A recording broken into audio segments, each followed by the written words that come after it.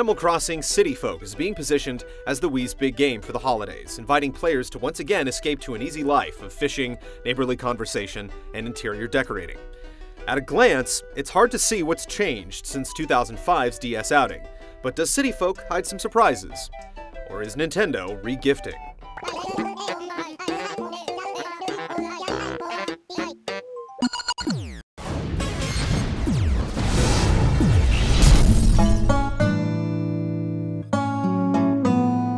When you first start City Folk, you can either create a new character or migrate from the DS game. By downloading a special application from the Wii, you can transfer your character, current outfit, and item catalog, allowing you to repurchase rare items without months of shopping and trading with friends. Like earlier titles, you can start life in your randomly generated town by choosing a vacant house and running a few tutorial errands for convenience store tycoon Tom Nook. After an hour or so, you're set free to do as you please. Unlike many games that can be completed in a marathon session over the weekend, Animal Crossing is meant to be played for a couple of hours daily over the course of weeks and months.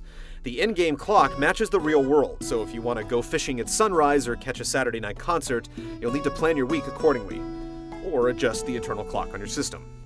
Consequently, you can play all day without seeing much that's new, but as the days pass, neighbors move in and out of town, varieties of bugs and fish change with the seasons, and specific dates bring holidays and fishing tournaments.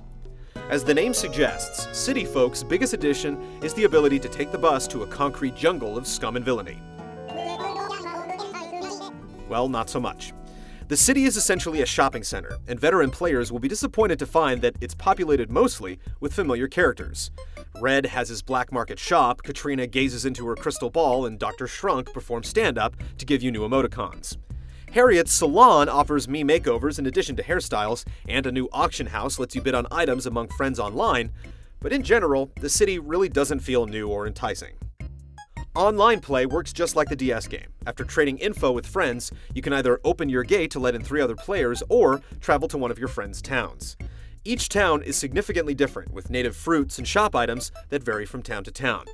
Communication is greatly improved thanks to the new Wii Speak microphone, which adds to the game's social nature by letting you chatter away as you fish or explore the town. The game also features USB keyboard support, which streamlines online chat and makes it much easier to write letters to your imaginary animal friends. There are a few additions here and there, but in general, City Folk sticks close to the Animal Crossing formula, and the city is just a new home for old faces.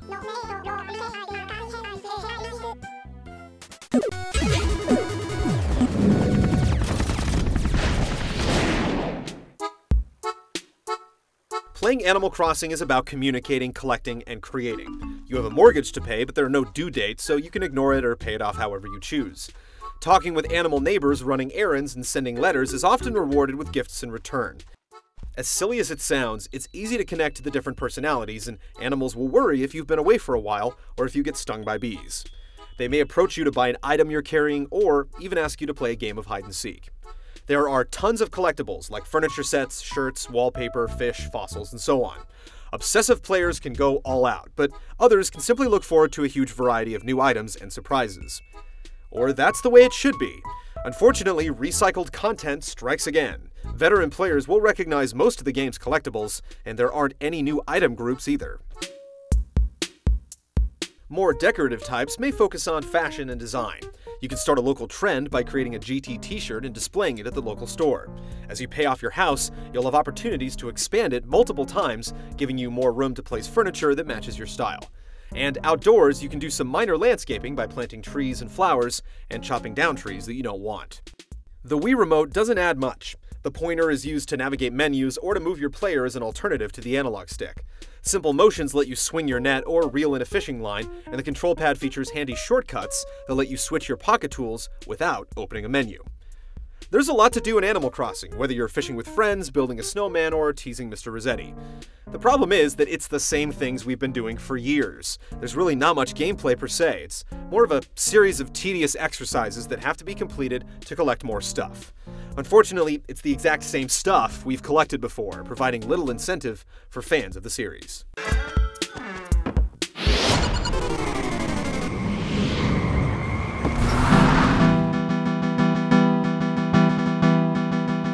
We're starting to sound like a broken record, but City Folk's presentation suffers the most from recycled assets. Sure, there are some slightly sharper textures here and there, but most of the presentation is hard to tell apart from the N64 version released in 2001. While a certain adherence to style is understandable, reusing everything to this degree makes the game feel like a lazy effort. The game also features Wild World's rolling world feature, which can be a bit dizzying when you first start playing on the big screen.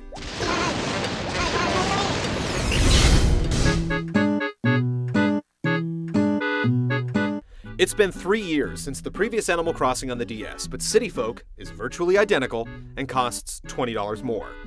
If you're new to the series, or skip the portable version, it's a charming game that can become addictive for those who like to collect things. But if you've played Animal Crossing in the past and got your fill before moving on, both you and your wallet will feel an overwhelming sense of déjà vu.